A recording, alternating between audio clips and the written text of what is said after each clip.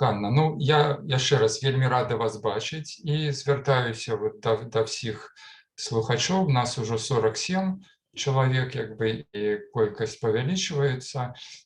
Сёння мы пачынаем курс Ганны Северынец «Супольная памяць і супольнае забыццё. Беларуская літаратура в мемах, міфах і трэцяе легендах». Як бы, вот, як бы. Ну і прадстаўляць вас не трэба. Вот, я думаю, што мы адразу можам перайсці да, вот, як бы, ну, як бы да вас. Так што я просто перадаю вам слова і сам знікаю з перагляду. Дзякуй шчыра, спадар Ігар. Дзякуй беларускаму калегіуму за запрашэнне і за магчымасць, за пляцоўку, за магчымасць вось так публічна рэфлексаваць над тэмай, у якой я пакуль яшчэ не такі ўжо прызнаны спецыяліст, але тэмай, якая для мяне вельмі важная і пра якую мне хочацца гутарыць і гутарыць з супольнасцю, гутарыць з тымі людзьмі, з якімі мы зараз пражываем гэты гістарычны час. Калі казаць пра структуру курса, будзе 4 лекцыі, і першая сённяшняя лекцыя, яна для мяне ўводная. Я б хацела пазначыць ракурс, пазначыць пункт гледжання, з якога мне хочацца разгледзець беларускую літаратуру, і паставіць некаторыя пытанні, якія і для мяне з'яўляюцца важнымі, і для нас усіх, я думаю, з'яўляюцца важнымі. То бок яна уводная, а 3 наступныя лекцыі я анансую тады напрыканцы. Сённяшняя лекцыя з цыклу «Супольная памяць і супольнае забыццё» называецца гэтаксама шырока «Што памятаць, а што забыць».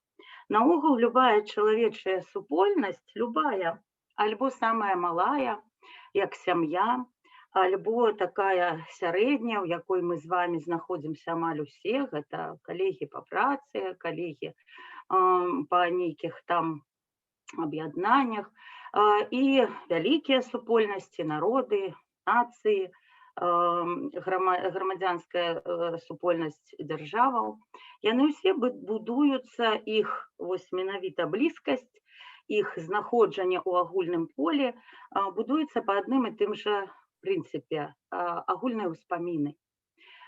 Мы можам разам развівацца і рушыць наперад, альбо ў некаторыя часы адступаць назад, альбо трываць такое міжчассе, дзякуючы таму, што ў нас у пэўнай супольнасці ёсць агульныя ўспаміны і ёсць агульная гутарка.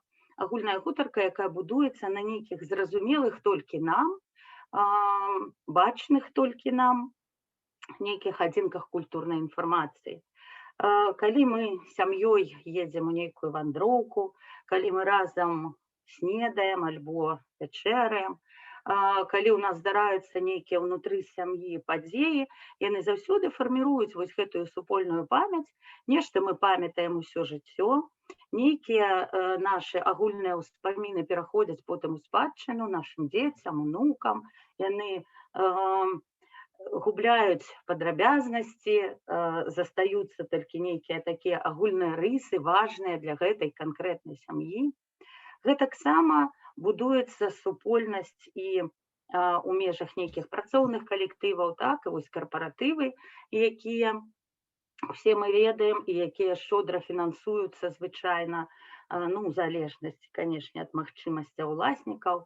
Карпаратыў – гэта таксама не проста нейкае адзначэнне супольных святаў, гэта заўсёды фарміраванне свядомае, а для шмат каго несвядомае, агульных успамінаў, агульнай памяці і агульнага коду, дзякуючы якому людзі адчуваюць сябе ўнутры гэтай супольнасці. Гэта ж самае адбываецца і з нацыямі, адбываецца і з народамі, і гэта ўсё увасабляецца ў такой, скажам так, масавай гісторыі. Той гісторыі, якая тыражуецца, якая ўваходзіць у падручнікі, у папулярныя часопісы, уваходзяць у выглядзе нейкіх такіх адзінак інфармацыйных, якія зразумелыя ўсім носьбітам гэтага коду. І мы адчуваем сваю ідэнтычнасць з пэўнай супольнасцю менавіта праз гэтыя агульныя ўспаміны, агульныя веды, агульныя слоўцы, якія мы можам кінуць адно аднаму, цытаты, нейкія рэчы, якія не трэба тлумачыць, метафарычныя часцяком, незразумелыя людзям за межамі нашай супольнасці. І гэта ёсць тое, на чым грунтуецца адчуванне, што ты належыш да народу, належыш да пэўнай нацыі альбо да нейкага грамадства, не абавязкова пабудаванага па нацыянальным прынцыпе. Трэба сказаць, што пра гэта ўсё не думалася і думаецца не кожнаму. Гэта ўсё з дзяцінства ўспрымаецца несвядома, і больш за тое, звычайна, усе гэтыя агульныя сямейныя ўспаміны альбо агульныя ўспаміны супольнасці да пэўнага часу ўспрымаюцца намі некрытычна.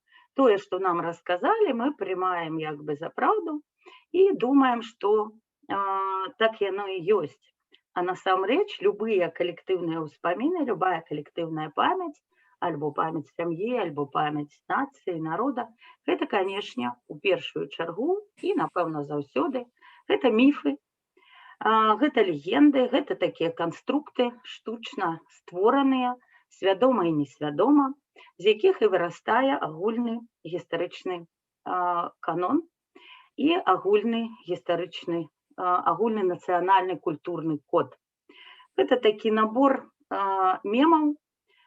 Мем, насамрэч, гэта не проста там карцінка альбо гіфка з нейкім вясёлым тэкстам альбо красамоўным жэстам.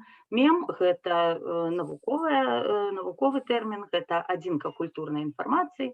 І, безумоўна, ўсё, што мы ведаем пра сябе як прадстаўнікоў нейкай супольнасці, ўсё, што мы ведаем пра сваю супольнасць, гэта набор мемаў, набор легендаў, набор міфаў, рознай ступені адпаведнасці гістарычнай праўдзе і наогул рэальнасці.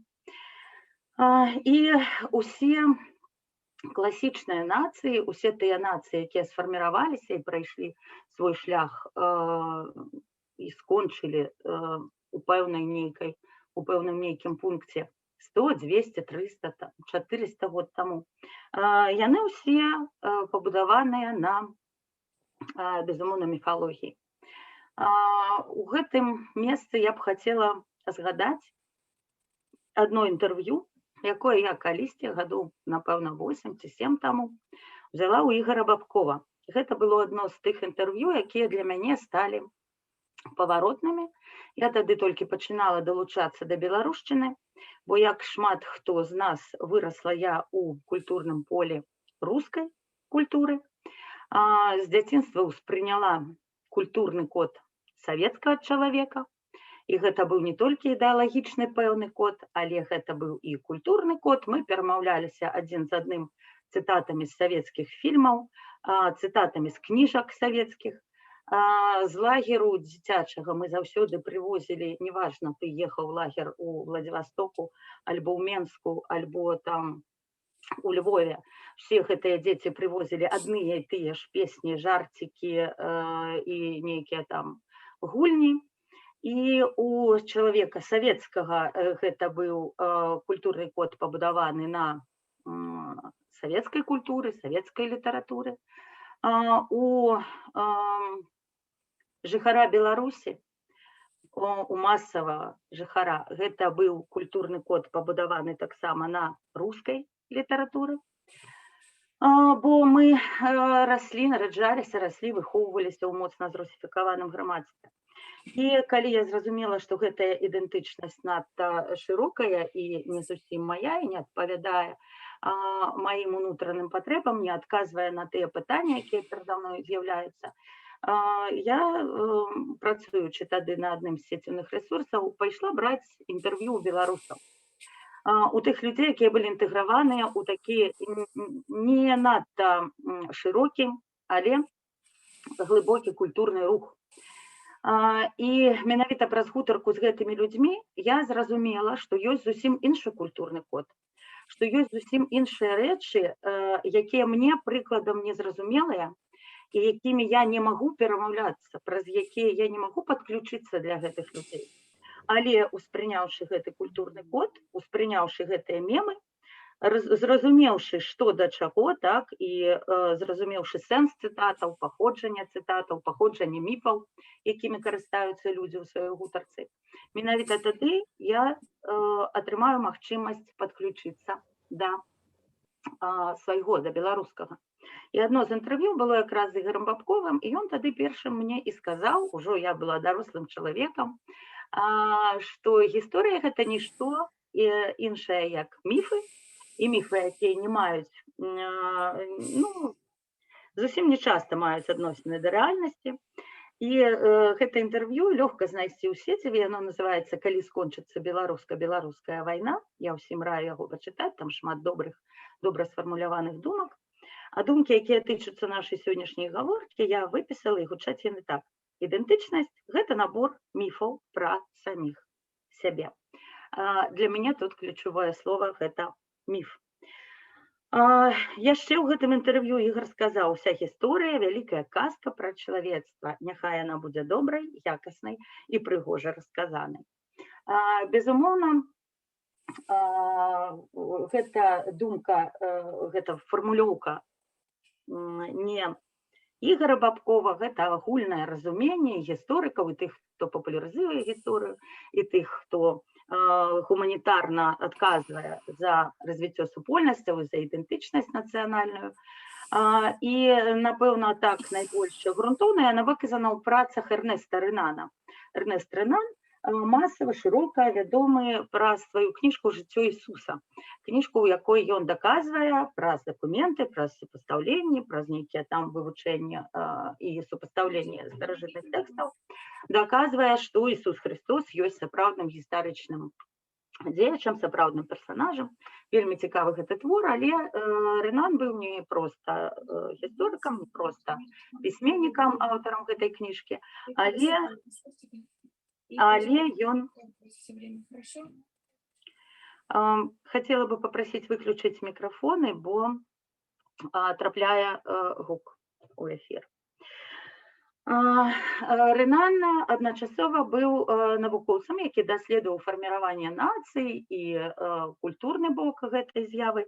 І ён, напэўна, першым сфармуляваў вось гэтую думку, што нацыя – гэта не толькі тое, што людзі памятаюць. Гэта таксама і тое, што людзі супольна забываюць. Забыццё, гэта цытата Рэнана, забыццё, альбо лепей сказаць гістарычная аблуда, з'яўляецца адным з галоўных фактараў стварэння нацый. І таму прагрэс гістарычных даследаванняў часцяком ёсць небяспекай для нацыянальнага. І сапраўды гістарычнае даследаванне асвятляе факты гвалту, якія ляжаць у падмурку палітычных утварэнняў, нават дабратворных па сваіх наступствах. Эрнест Рэнан разважаў аб фарміраванні нацый, старых нацый еўрапейскіх, французаў, англічан, немцаў. Але і мы з вамі, аглянуўшыся на тую гісторыю, якую нам выкладалі ў школе, мы ведаем, што галоўныя персанажы гэтай гісторыі – гэта заўсёды заваёўцы, імператары, прычым там цары. Прычым, чым болей жорсткі быў чалавек, тым большым героем ён выглядае потым для сваіх нашчадкаў. І так адбываецца ў супольнай памяці нацыі, што гвалт, жорсткасць, кроў, якую па сабе пакідае чалавек, забываецца несвядома для кагосьці, а для кагосьці, канешне, свядома, для таго чалавека, які піша гісторыю, які ўплывае на фарміраванне канону.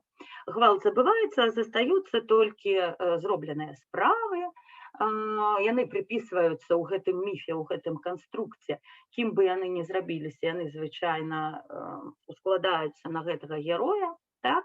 І мы тады памятаем, вось як прыкладам усе савецкія дзеці, якія гадаваліся на рускай гісторыі, яны ўсе ведаюць, што Пётр I прарубіў акно ў Европу. Так? І вось гэты магутны рух гуманітарны тагачаснай Русі і рух адукаваных людзей і людзей, якія былі асветнікамі, якія працавалі над тым, што адбывалася ў краіне, ўсё гэта прыпісваецца, ускладаецца на фігуру Петра I і ўжо пазіцыянуецца як вось такі гістарычны прарыў.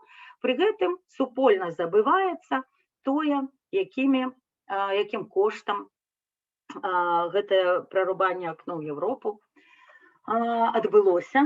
А што тычыцца нас, беларусаў, то для нас гісторыя Петра I праз русіфікаваную адукацыю прыходзіць і наогул не беларускай, таму што для нас Пётр I гэта чалавек, які найперш узарваў старажытную Сафію, які быў адным з тых заваёўнікаў, якія цяжкімі ботамі хадзілі па нашай зямлі.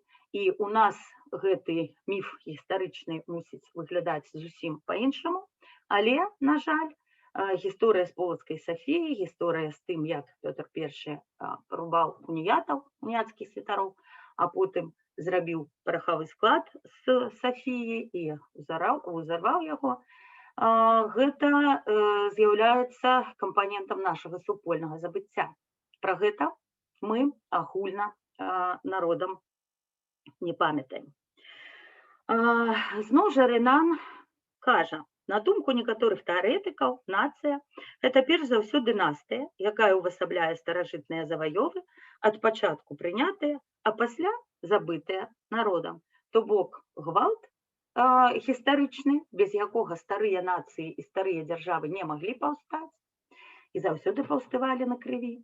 Народ прымаў гэта як плату за сваё сталенне, плату за тое, каб утварылася нацыя і дзяржава, а потым супольна забываў, бо даволі цяжка будаваць супольныя ўспаміны, будаваць супольную гісторыю, будаваць агульны код на ўсведамленні, што ты ёсць гвалтаўніком, які заваяваў сваю зямлю, адабраўшы яе ў нейкіх іншых людзей.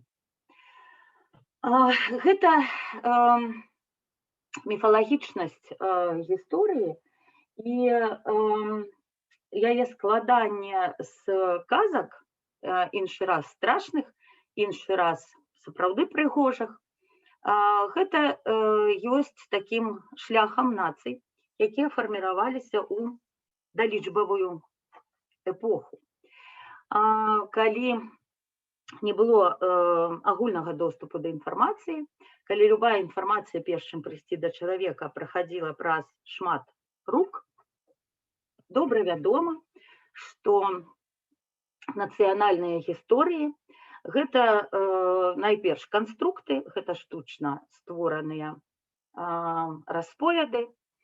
На сёння, зноў жа, добра вядома, што моцна сфальсіфікаваная старажытная руская гісторыя, найперш гісторыкам Тацішчавым, потым Карамзіным, калі яны былі адзінымі, хто валодаў гістарычнай інфармацыяй, хто меў доступ да летапісаў, меў доступ да нейкіх дакументаў, людзі не маглі заходзіць шырока, ні людзі, ні даследчыкі, ды і даследчыкаў там было па пальцах пералічыць 1, 2, 3. І яны, карыстаючыся тым, што ў людзей доступа да інфармацыі няма, фальсіфікавалі гісторыю, прычым фальсіфікавалі не з мэтай нейкай дрэннай, схлусіць усім прыкладам, а з мэтай выбудовы вось гэтай супольнай памяці, каб нацыя будавалась на міфе пра сваю унікальнасць, пра сваю моц, пра свае нейкія спецыфічныя рысы, якіх няма ні ў каго іншага, пра свой спецыфічны характар і гэтак далей. Так робяць усе, прынамсі рабілі да таго, як з'явілася лічбавае грамадства, калі кожны з нас можа атрымаць любую інфармацыю фактычна за некалькі простых дастаткова рухаў. Мы сёння беларусы, нацыя, якая фармуецца пазней за іншыя, за тыя нацыі, якія складаюць старую Европу. Гэта не добра і не блага, гэта проста наш своеасаблівы гістарычны шлях. Гэта абумоўлена нашай геаграфіяй. Мы знаходзімся, мы мяжуем паміж цывілізацыямі, усходам і захадам. Гэта абумоўлена умовамі жыцця, кліматам. У нас няпросты клімат, і чалавеку, які жыў тут, заўсёды было складана апрацоўваць сваю зямлю, заўсёды было няпроста, і найперш людзі дбалі пра тое, каб сыта паесці, а ўжо потым разважаць, рэфлексаваць над гэтым усім. Нездарма ж старажытная Грэцыя, месца з вельмі мяккім кліматам і шчодрым морам, якое заўсёды накорміць, і ты для гэтага не мусіш прыкладаць асаблівых нейкіх намаганняў. Нездарма ў іх расцвілі і навукі, і мастацтва, яны з'яўляюцца калыскай еўрапейскай цывілізацыі. Найпершым было гэта зрабіць зручна, потому что такая земля шмат што вызначае ў гісторыі нацый. Наша земля памежная, наша земля няпростая, мы няпроста на ёй працуем, і спакон вякоў, колькі тут жывуць людзі, яны мусяць сцерагчыся адначасова і заваёўнікаў знешніх, і нядобрых людзей унутры. Гэта ўсё, безумоўна, вызначае і хуткасць, з якой мы развіваемся, і спецыфіку нашых казак, і спецыфіку нашых гістарычных канструктаў.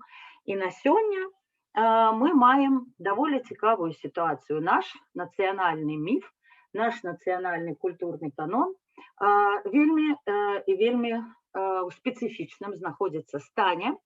Мы з вами усе, хто хоча назіраць, можам сёння назіраць той працэс, які насамрэч адбываўся ў французаў гадоў 400 ці 500 таму.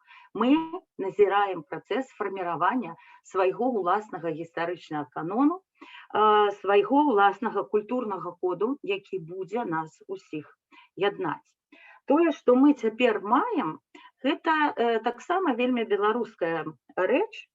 Канонаў гістарычных у нас 2, і наогул у беларусаў, як кажуць, як жартуюць, у беларусаў усяго па 2. Адзін з нашых мемаў асноўных, вось цяпер і вы да яго далучаецеся, хто раптам не чуў, у беларуса 2 душы. 2 душы, гэта назва аповесці Максіма Гарэцкага, фундаментальнай для нашай нацыянальнай свядомасці, для нашага светаўспрымання. У беларуса сапраўды 2 душы. Ён можа думаць і жыць і так, і гэтак, і можа адначасова мець унутры сябе 2 сістэмы каштоўнасцяў, а часцяком і не 2. І наогул у беларусаў сапраўды ўсяго па 2, а іншы раз і па 3. Прыкладам, мы, напэўна, адзіныя, у каго ёсць 3 алфавіты. Так? Гэта наша кірыліца, якой мы карыстаемся, гэта лацінка, якая шмат гадоў ратавала беларускіх літаратараў ад пераследу, таму што кніжка, выдадзеная лацінкай, успрымалася як польская. Так? А то, што там напісана па-беларуску, это ўжо не кожнаму было зразумела. Беларуская лацінка, беларуская кірыліца і арабскае пісьмо, кітабы, арабскія, татарскія кнігі, напісаныя па-беларуску, але арабскім пісьмом. Гэта таксама беларускія тэксты, і гэта яшчэ адзін з алфавітаў, праз які мы далучаемся да беларускіх тэкстаў 19 стагоддзя, бо і кірыліцай, і лацініцай іх не надта шмат, бо мова была пад забаронай, а кітабы, канешне, ніхто і ніяк не забараняў. 2 арфаграфічныя сістэмы у беларусаў, гэта тое, што называецца цяпер наркамаўкай, наша традыцыйная арфаграфічная сістэма, на якой мы цяпер карыстаемся, і Тарашкевіца, арфаграфічная сістэма, якая больш так дакладна перадае фанетычныя асаблівасці беларускай мовы. Адпаведна, у нас з вами 2 вікіпедыі, здаецца, ні ў кога няма 2 вікіпедый, толькі ў беларусаў. Ну і 2 саюзы пісьменнікаў, усяго па 2 у беларусаў, насамрэч, і 2 гістарычныя каноны адпаведна. Яшчэ адзін вам мем у жытак, такі анекдот часоў БНР. У часы БНР казалі, што калі 3 беларусы зберуцца ўтварыць партыю, то ў гэтай партыі будзе 7 фракцый, і ў кожнай фракцыі яшчэ па 2 падфракцыі. Гэта таксама кажа пра тое, што беларусы, настолькі людзі упартыя у сваім асаблівым бачанні таго, што адбываецца, у сваіх канструктах і дыскурсах, што яны нават у 3 створаць 7 розных накірункаў і розных спосабаў справіцца з наваколлем. Нашы два існыя дыскурсы, афіцыйны і, ну, назовем яго неафіцыйны, яны маюць рознае напаўненне, яны перасякаюцца ў нейкіх агульных міфах, недзе разыходзяцца цалкам і маюць два розныя цэнтры. У цэнтры афіцыйнага гістарычнага дыскурса у нас Вялікая Чынная вайна, прычым не другая сусветная, а менавіта Вялікая Чынная вайна. У цэнтры неафіцыйнага дыскурсу, ну, я так умоўна іх называю, Каліноўскі, паўстанне Каліноўская, фігура Каліноўскага. І, безумоўна, абодва гэтыя дыскурсы – гэта міфы, гэта канструкты, у кожным з якіх ёсць месца супольнай памяці, тое, што помніцца ўсімі, і тое, што з'яўляецца прынятай як бы ісцінай у двухкосе, насамрэч не ісцінай, а проста такім прапагандаваным міфам. І ёсць тое, што супольна забываюць карыстальнікі гэтых міфаў. Безумоўна, у кожнага з гэтых дыскурсаў наборчык супольна зразумелага і супольна забытага абавязкова ёсць. Прыкладам, я зараз хачу урыўкамі, такімі мемамі, адзінкамі расказаць пра такія галоўныя моманты з нашага супольнага забыцця. Іншы раз гэтае забыццё агульнае для карыстальнікаў двух гісторый, іншы раз розныя. Але мы гэтага не памятаем.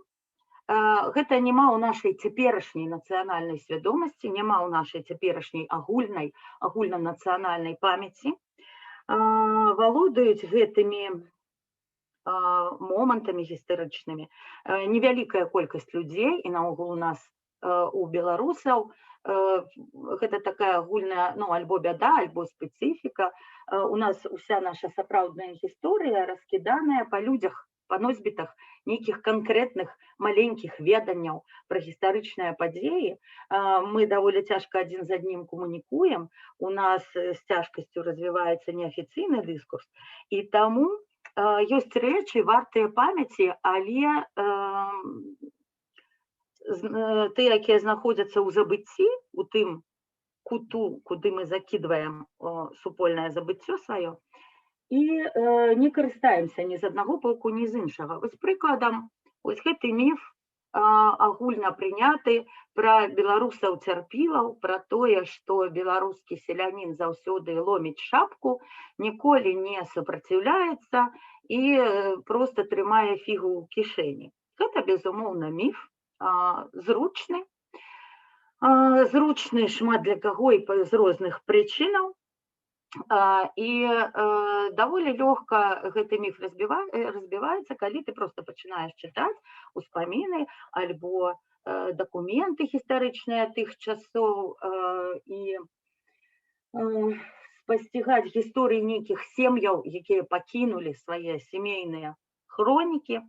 Праз Владзіміра Дубоўку, прыкладам, мы ведаем гісторыю вёскі Манькавічы. Цяпер Манькавічы – это такі невялічкае зусім мястэчка, ну нават не мястэчка, а такі дачны пасёлачак занядбаны такі дастаткова.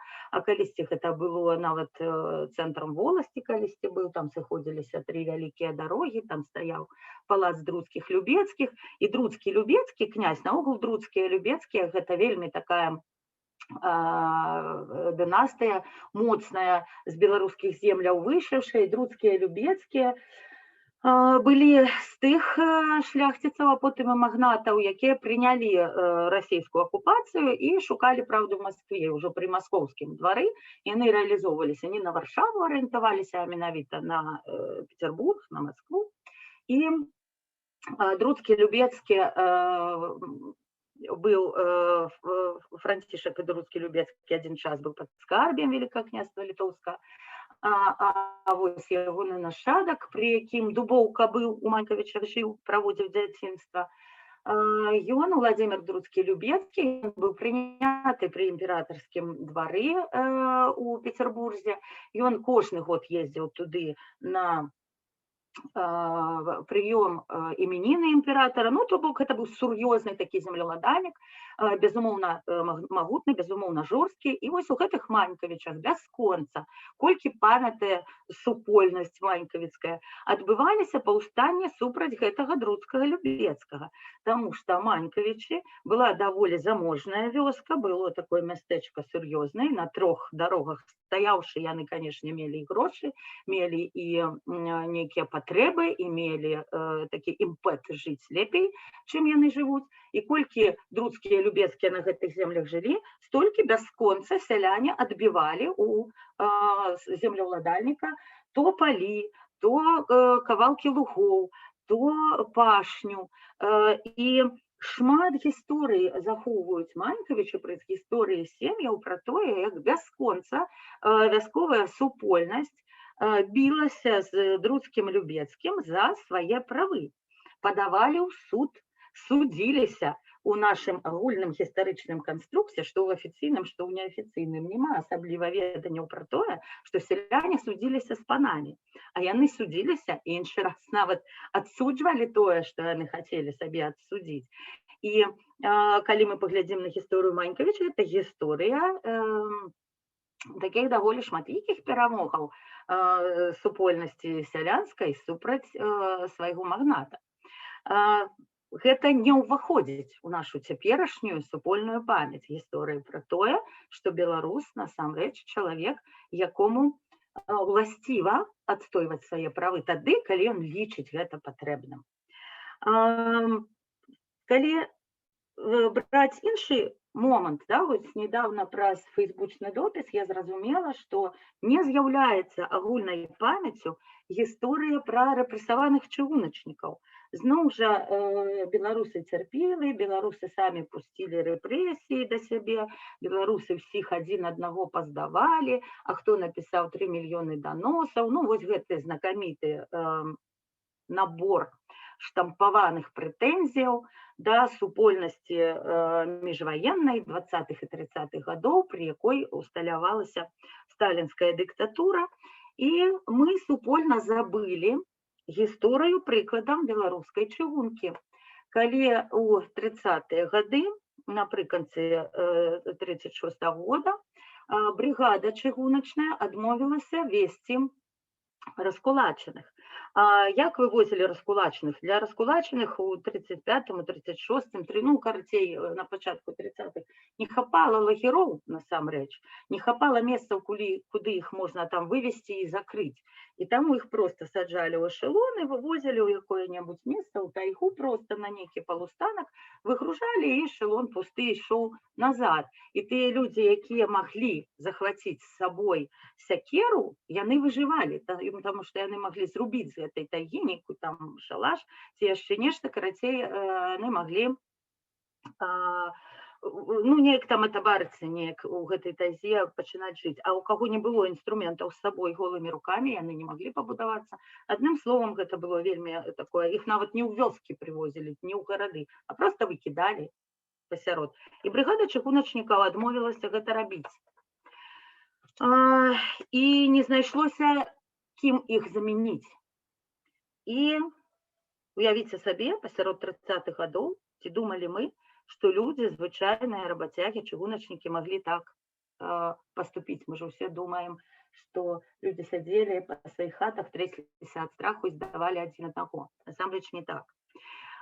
І тады разыгралася вось гэтая страшная трагедыя вуліцы Розы Люксембург, дзе цяпер вось праспект Дзяржынскага, старая Матвеевская вуліца, цяпер Розы Люксембург, Лібгнехта. У гэтым квартале масава жылі чыгуначнікі, таму што блізка да працы. І пасля таго, як брыгада адмовілася весці раскулачаных і ніхто не пайшоў ім на замену, НКВД арыштавала ў шахматным парадку усіх жыхароў гэтай вуліцы, мужчын. Забралі з вуліцы проста вот так. Чотныя і нячотныя дамы.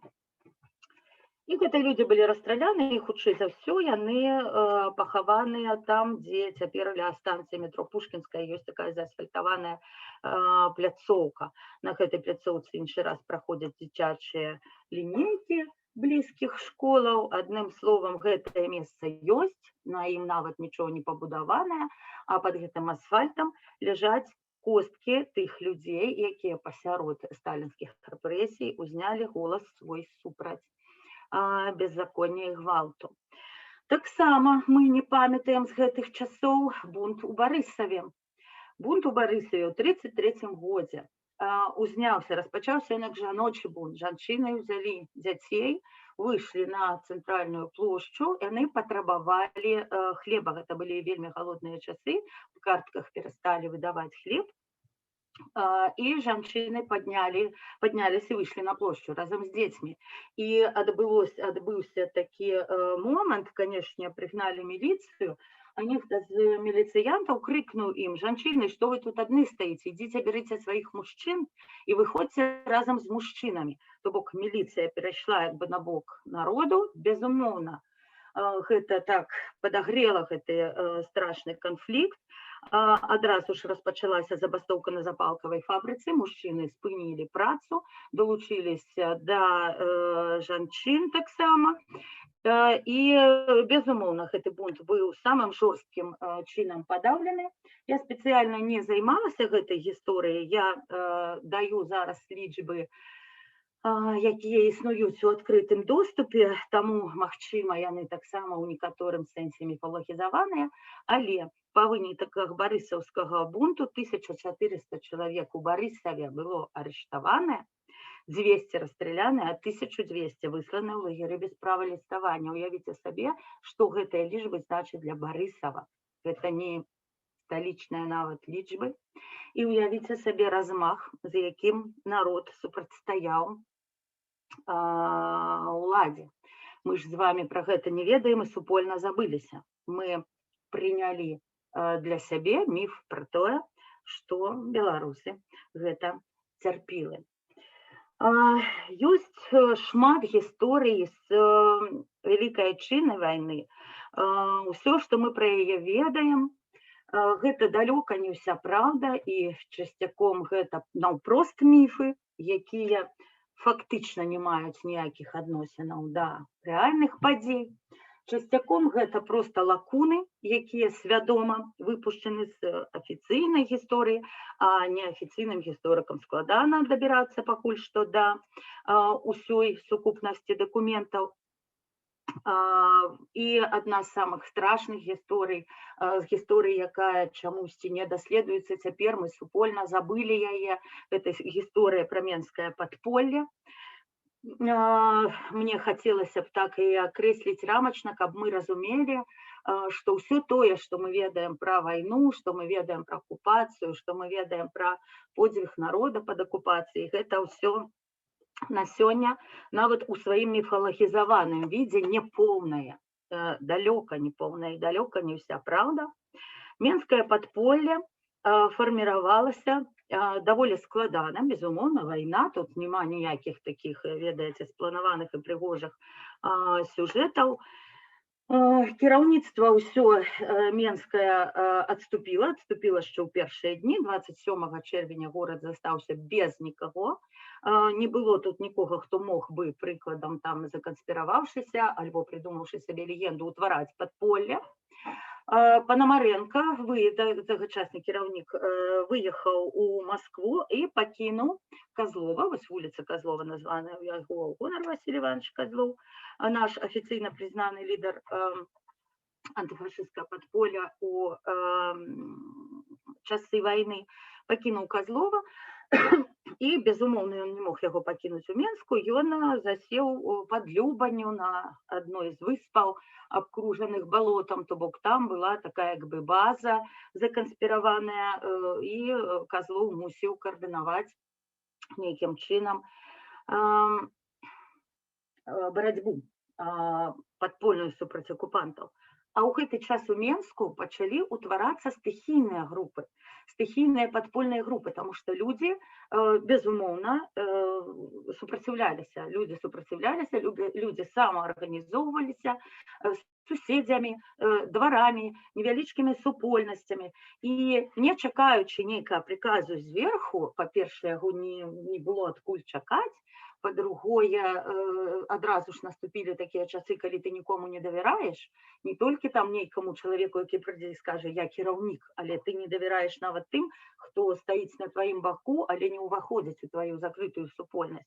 І стыхійныя падпольныя групы сталі арганізоўвацца па ўсім Менску. І Менск быў прасякнуты проста гэтымі групамі, кожная з іх займалася сваімі справамі, нехта на чыгунцы, нехта там ля камендатур, нехта перадаваў у партызанскія атрады, якія таксама стыхійна пачалі стварацца.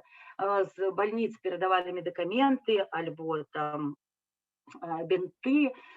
То бок падполле менскае на пачатку вайны гэта была такая абсалютна не скаардынаваная паміж сабой, стыхійна ўтворанае абразаванне, так? І калі дзеянні падпольшчыкаў сталі заўважныя, не шмат у каго з іх былі магчымасці перадаць у Маскву, хто і што зрабіў, і атрымаць нейкія інструкцыі, Васіль Іванович Козлов, знаходзячыся ўсё ж такі ў Беларусі і маючы ўсё ж такі нейкую агентурную сетку, ён пачаў ад свайго імя перадаваць усе гэтыя звесткі Панамарэнку, і такім чынам стала зразумела, што падполле працуе.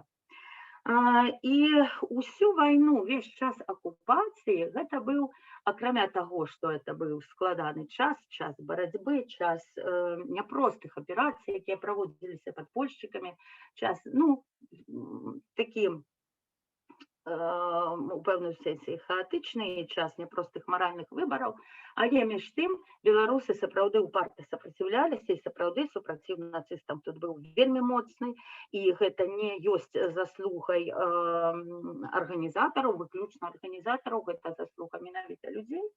А калі ўжо стала ясна, што вось-вось хутка, што фронт ужо набліжаецца назад, што ўжо немцы прайграюць, што ўжо хутка будуць вызваляць Беларусь, і хутка падыдуць войскі. Адным словам, стала ясна, што перамога блізкая. Далей я транслюю міф. Дакументальна ён пацверджаны часткова. І гэта яшчэ будучыня даследчыцкая. Але кіраўнікі вось гэтых стыхійных групаў Менскага падполля былі вызваны нібыта на сустрэчу, каб ужо ўсім паяднацца. Кожнаму было расказана, што вось мы мусім ужо яднацца, мусім ужо быць разам, мусім ужо нейкім чынам з вамі рыхтавацца да прыходу арміі. І вось гэтыя нелегальныя, скажам так, стыхійныя кіраўнікі, так ці іначай, падчас сустрэчы, пасля сустрэчы, перад сустрэчай, але яны былі знішчаны. Дзеля таго, каб засталася толькі афіцыйная гісторыя Менскага падполля. Мы гэта таксама ўсё супольна забылі. І, на жаль, гэта толькі нейкія такія, адзінкі, проста некалькі гісторый, якія я расказала, а колькі гэтых гісторый рассыпана па нашай біяграфіі нашага народу, іх безліч, і яны не ўваходзяць ні ў які існы канон, яны ўваходзяць у тое, што мы кананічна забываем. Маніпуляваць нашай цяперашняй гісторыяй вельмі лёгка, таму што мы з вамі агульна, супольна не маем базы. У нас не можа нават быць крытычнага асэнсавання нейкіх фактаў, таму што ў нас няма ад чаго адштурхнуцца. І мы ўспрываем міфы як міфы, не разумеючы, з якога боку яны да нас прыходзяць. Скажам, у дыскурсе пра Кастуся Каліноўскага, гэта ўжо прыклад іншага дыскурсу, неафіцыйнага, так? Безумоўна, акрамя таго, што гэта герой, акрамя таго, што мужыцкая праўда пісалася па-беларуску, акрамя таго, што Каліноўскі шмат што зрабіў для таго, каб абудзілася нейкая я б не сказала, што беларускасць, а я б сказала, што ўяўленне пра сваю палітычную суб'ектнасць у тутэйшым народзе, у тутэйшым людзе. Пры ўсім гэтым Каліноўскі быў дастаткова жорсткі кіраўнік, і каліноўцы, людзі, якія пад ягонымі сцягамі прыходзілі на там у пэўныя супольнасці, гэта былі людзі, якія неслі адначасова кроў і гвалт.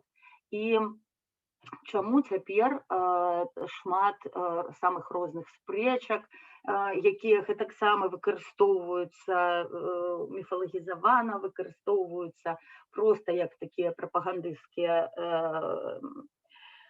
утварэнні пра тое, што Каліноўскі насамрэч паляк, і гісторыя гэта не беларуская, а польская. Гэта таксама бярэцца проста з таго, што аўтары нашага нацыянальнага міфа пра Каліноўскага, яны супольна прапанавалі нам забыць, што Каліноўскі сапраўды па-беларуску у сваёй мужыцкай праўдзе пісаў, звяртаючыся да татэйшага люду: вы, што ядзіце хлеб польскі, вы, палякі ад веку. Ну, то бок, ёсць на што абаперціся, каб дыскрэдытаваць міф нацыянальны, які ствараецца па ўзорах старых. У нас цяпер вельмі моцна змяніўся час. Цяпер вельмі цяжка будаваць нацыянальны культурны код на міфах. І вельмі цяжка складзіраваць нейкае супольнае забыццё у цёмны кут, таму што настала лічбавая эпоха. І наша з вами нацыя, мы, беларусы, завершаем сваё фармаванне, завершаем сваё вось такое фармаванне нашай ідэнтычнасці, фарміраванне нашага агульнага поля культурнага, агульнага культурнага коду. Мы завершаем яго ў эпоху, якую не ведалі стваральнікі гістарычных канструктаў там Расіі, альбо Францыі, альбо Германіі. Мы завершаем ва ўмовах, калі інфармацыя любая і дастаткова далёкая у гістарычным часе, яна даступна шмат каму. Не абавязкова быць прыдворным гісторыкам, як Карамзін, не абавязкова быць выбітным даследчыкам, як Рэнан, каб мець доступ да архіваў, мемуараў, публікацый, каб параўноўваць іх, каб крытычна асэнсоўваць, каб супастаўляць гэтае дадзенае. То бок у нас сёння праблема супольнага забыцця, яна пераўтвараецца з такой праблемай, якой кіравалі раней гуманітарыі, людзі, якія маюць доступ да дакументаў і тэкстаў. Яна пераўтвараецца ў праблему нашага асабістага выбара. Што хачу, тое я буду памятаць, што хачу, тое я супольна забуду. І кожны раз, калі мы ідзем гэтым старым шляхам, калі нацыя там нешта прымае, нешта забывае, сфарміравала сабе гістарычны канон сказак, складзеных, і на гэтым каноне грунтуецца і далей з ім жыве. Сёння такі падыход да уласнай гісторыі заўсёды будзе мець рызыку дыскрэдытацыі, таму што прыйдзе чалавек і разбурыць твой міф проста пры дапамозе 2 ці 3 дакументаў. Гэта, канешне, сітуацыя вельмі беларуская, і, напэўна, мы яе атрымалі менавіта таму, што мы да гэтага гатовыя проста генетычна, проста па сваім характары, таму што беларус – гэта чалавек, які сярод спрэчак жыве. Ён сярод спрэчак сябе натуральна адчувае. Для яго не праблема мець свой адзіны пункт погляду, які не падтрымлівае ніхто, і пры гэтым не думаць, што ён не існы. Гэта вельмі для нас уласціва. І таму, канешне, наш цяперашні агульны культурны код, ён мусіць фарміравацца без паняцця супольнае забыццё. Мы болей забылі, чым мы памятаем. І на сёння, калі мы пачнем падымаць усе нашы забытыя міфы, усе нашы забытыя рэальнасці, нашу забытую агульна-супольную гісторыю, мы зразумеем, што мы зусім іншыя, што мы не той народ, пра якога нам расказваюць у падручніках, альбо пра якога нам расказваюць нават у паэме Бандароўна. Мы іншыя, калі мы падымем усё наше забыццё супольнае. І гэта дае нам шанец скончыць фарміраванне сваёй нацыі на прынцыпах цяперашніх, да, постмадэрных, на прынцыпах, якія не ляжаць яшчэ ў аснове гісторыі іншых нацыянальнасцяў. Гэта прынцып агульнай памяці ўсяго. Мы мусім памятаць і, безумоўна, цяжкія гады, калі грамадства цярпела ад крыві і гвалту. Мы, безумоўна, мусім памятаць пра тое, што кроў і гвалт на нашай зямлі часцей за ўсё, ну не часцей за ўсё, але часта рабіўся рукамі тых людзей, якія тут і жылі, што мы цярпелі ад сваіх суграмадзян. Мы мусім памятаць, што тыя народы, якія нам прапануецца лічыць брацкімі, фактычна кожны з іх скампраметаваў сябе перад намі у сваіх гвалтоўных дзеяннях. Альбо то былі паліцэйскія батальёны, якія прыходзілі да нас з Літвы альбо з Украіны, ці гэта былі нашы ўласныя паліцэйскія батальёны. То бок мы нічога з гэтага не маем права забыць. Бо цяпер, калі гістарычны час спрэсоўваецца і калі мы ўсе перажываем адны і тыя ж гештальты, пакуль мы іх не адрэфлексуем, пакуль мы іх не зразумеем, пакуль мы іх не закрыем, мы будзем іх увесь час перажываць, і паглядзіце, колькі іх накапілася за нашу забытую гісторыю, што з іх немагчыма цяпер выкараскацца, да, з гэтых непражытых, неадрэфлексаваных, незразумелых нам гештальтаў, якія мы мусім прайсці як грамадская супольнасць. І мне падаецца, што цяпер нашай агульнай задачай мы кожны мусім стаць гісторыкам. Мы кожны мусім стаць чалавекам, які стварае вось гэты наш агульны код, які стварае нашу агульную гісторыю без супольнага забыцця. Кожны з нас можа дазволіць сябе сёння памятаць усё. Дзеля таго, каб памятаць, дзеля гэтага варта проста ведаць, проста падняць крыніцы, проста далучыцца да таго, што напрацавалі нашыя гісторыкі.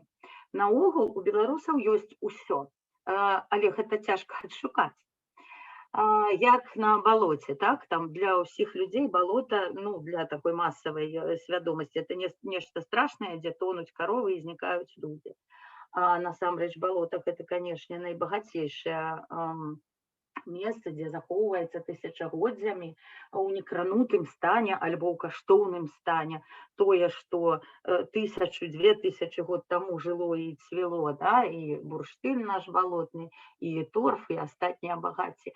То вось веданне пра беларускую гісторыю гэта прыблізна і ёсць такі вандроўка па багне, на якой ёсць вешкі, на якой ёсць сцежкі, якое вядома спецыяльным людзям, і па якім сапраўды можна прайсціся і ўспомніць все тое, на чым мы будуемся.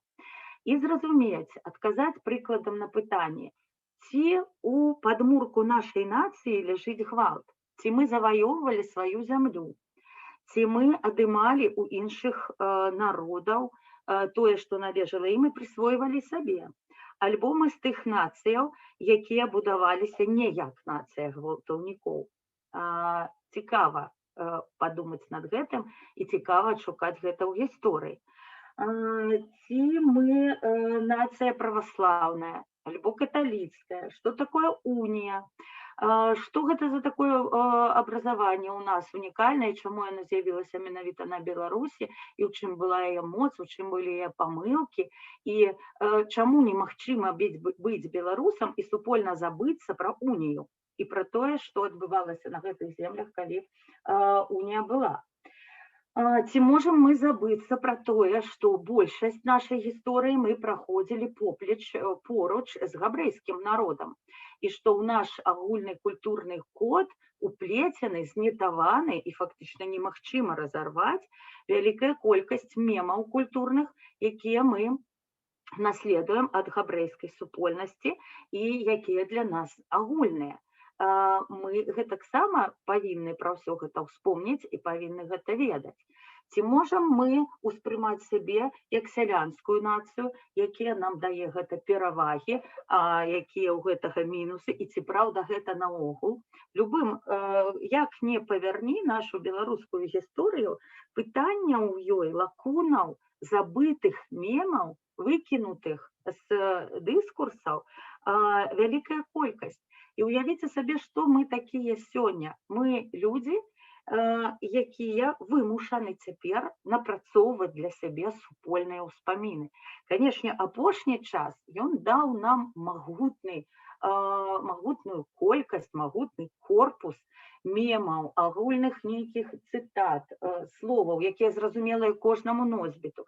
І ў нас цяпер у Фейсбуку, прыкладам, ёсць такая прыгаворка: беларусы зразумеюць, да? Хто не з Беларусі, той не зразумее. Гэта і ёсць гаворка пра агульныя мемы, якія ў нас цяпер фарміруюцца і набіраюцца з вялікай хуткасцю.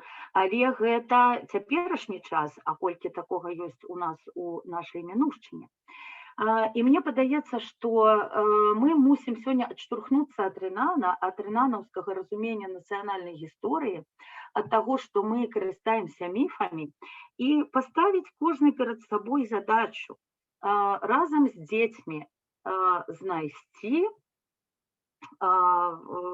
выбудаваць нацыянальную гісторыю, якую мы будзем прымаць агульна. І ў гэтай гісторыі не будзе лакун, мы будзем памятаць пра ўсё і ўсё прымаць.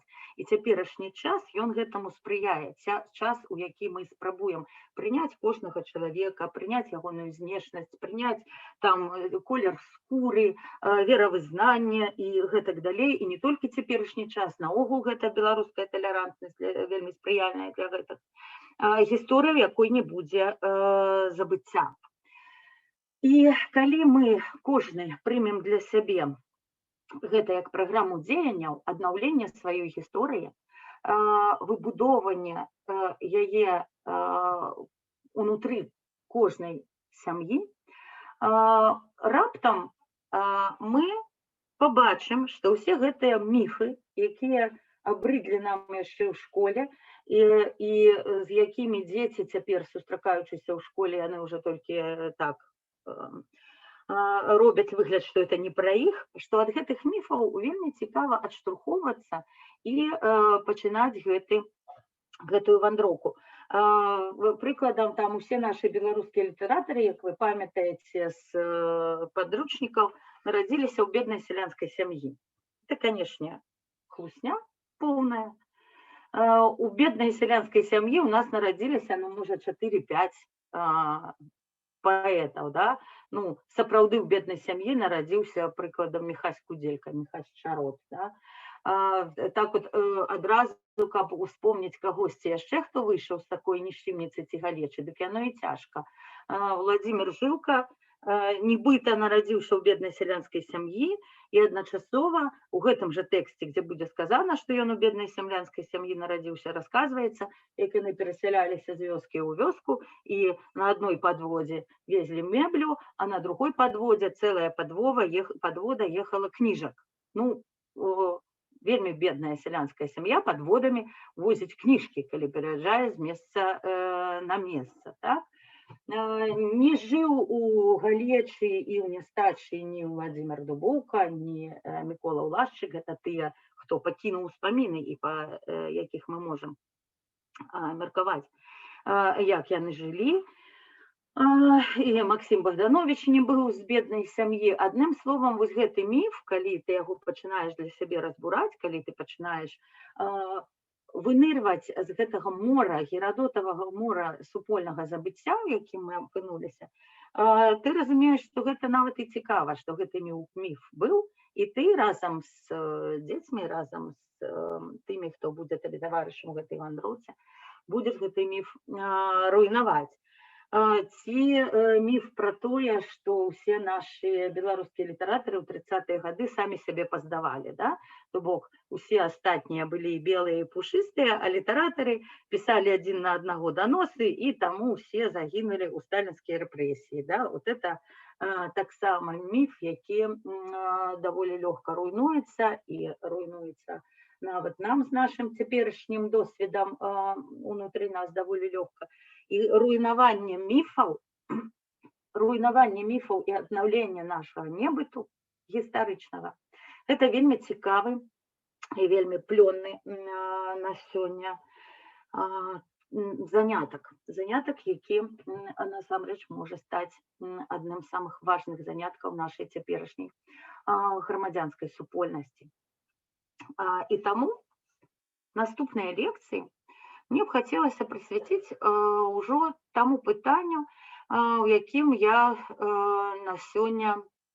займаюся. Гэта гісторыя беларускай літаратуры, тым мемам, якія мусяць увайсці ў наш агульны культурны код, і гэта будзе другая лекцыя. Мне хочацца перадаць вам 20 мемаў, якія з'яўляюцца адзінкамі культурнай інфармацыі непасрэдна беларускімі, так? Ну, усе мы прыкладам ведаем: не разбіць, не спыніць, не стрымаць. Сёння можна не спасылацца на аўтара гэтай цытаты, можна не ставіць значок аўтарскага права, можна не падпісваць, і ўсім ясна, адкуль гэта слова ўзялося, гэтыя словы, што яны азначаюць і якім чынам яны выкарыстоўваюцца, так? Альбо там цяперашнія, якія у нас есть такія агульныя адзінкі, мемы, да? «Ітчэ забыўшыся рука». «Ітчэ забыўшыся рука» – гэта мем літаратурны, які стаў агульным, праз якога беларусу лёгка зразумець беларуса і перадаць яму нейкую там метафарычны сэнс па-за гэтымі радкамі. Вось 20 такіх мемаў мне хочацца перадаць вам, зрабіць вашым таксама набыткам у другой лекцыі гэтага нашага цыкла.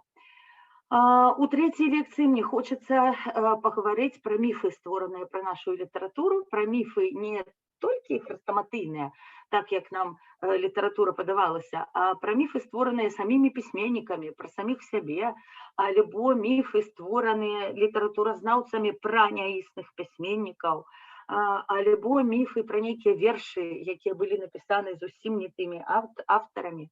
Адным словам, паказаць, што беларуская літаратура, як і беларусы, это не так-то проста, і гэта заўсёды з такой сакрэтам і таямніцай, і з такой іроніяй да тых, хто будзе гэтую літаратуру потым вывучаць, таму што ў нас шмат якія рэчы ёсць не тымі рэчамі, якімі мы іх супольна памятаем, а праўду пра іх супольна забыліся.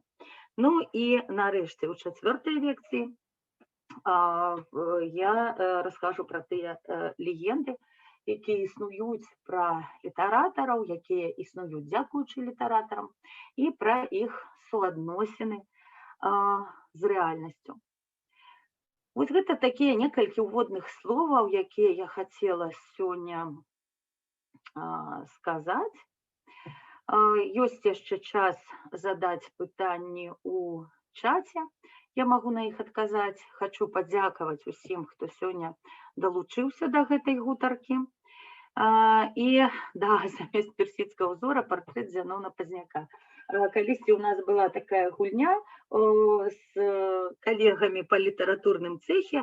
Мы бралі два першых радочка знакамітых якіх-небудзь беларускіх і прадстаўлялі да іх хвосцік у стылі піражкоў. Да? Ведаеце, гэтыя вершыкі такія іранічныя з паламаным рытмам у апошнім радку. І я па сёння, это было гамерычна смешна, і я па сёння памятаю вершык «Піражок», які стварыў Антон Рудак. Ён узяў першымі радкамі знакаміты тэкст «Мы выйдем шчыльнымі радамі на вольны родны наш прастор», так? Мы выйдем, і Антон Рудак дадаў два радочкі свае. «Мы выйдем шчыльнымі радамі на вольны родны наш прастор, дзе з нас утворыцца з гадамі затор». Вось гэта такі сімпатычная такая пародыя. Яна, безумоўна, будуецца на нейкім агульным міфе, да? І на сёння вялікая колькасць людзей разумее, што такое мы выйдзем з шчыльнымі радамі, а тады, калі мы ў гэтую гульню гуляліся, яна была зразумелая там, 20-25 людзям. Вось у такім накірунку я планую рухацца. Калі ёсць нейкія пытанні, калі ласка, задавайце. І я змагу адказаць. Всё па два, это было круто. Ну, гэта мем. Гэта вядомы сярод беларусаў мем, і калі вы да яго далучаецеся, то вы, значыцца, ўжо беларус. Гэта вельмі часта можна пачуць у гутарцы беларусамоўных, у беларусаў ўжо ўсяго па два. І вы цяпер, калі будзеце азірацца навокал, вы і ў суседзяў на дачы, і ў суседзяў па дому, і ў сваіх сваякоў, вы раптам заўважыце, што ў беларусаў усяго па два. Бо мемы, яны ўтрымліваюць такія глыбінныя веды пра нас, пра наш характар, пра нашы звычкі, а яны ў нас ва ўсіх ёсць і адрозныя ад іншых людзей. Патлумачыць у беларусаў усё па два?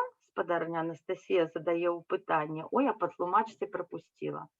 Мы казалі пра мем у беларусаў дзве душы. Гэта мем, які сфармуляваў Максим Гарэцкі, у яго ёсць такая шыкоўная аповесць, пачытайце, калі ласка, это аповесць адна з такіх найлепшых пра і беларусаў, і пра Першую сусветную вайну.